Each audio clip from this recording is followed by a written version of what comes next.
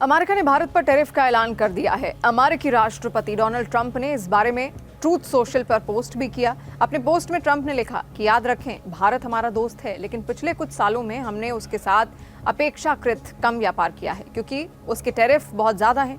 दुनिया में सबसे ज्यादा में से हैं और किसी भी देश की तुलना में उनके यहाँ सबसे कठोर और अप्रिय गैर मौद्रिक व्यापार प्रतिबंध है।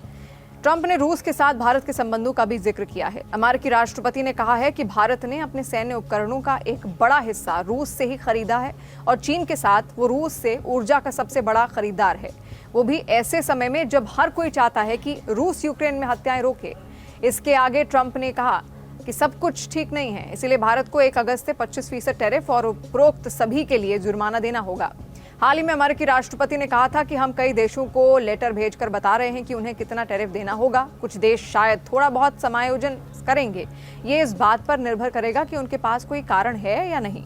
हम इस मामले में अनुचित व्यवहार नहीं करेंगे।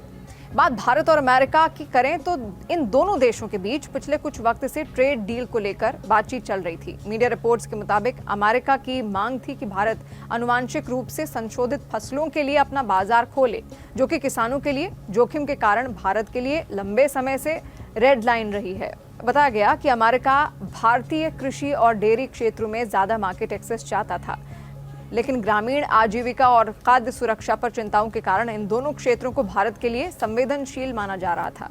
कृषि और उससे जुड़े क्षेत्र भारत की इकोनॉमी में करीब 16% का योगदान देते हैं, लेकिन देश की आबादी में से लगभग आधी आबादी को सहारा देते हैं। भारत ने परंपरागत रूप से कृषि को अन्य देशों के साथ मुक्त व्यापार समझौतों से बाहर रखा है।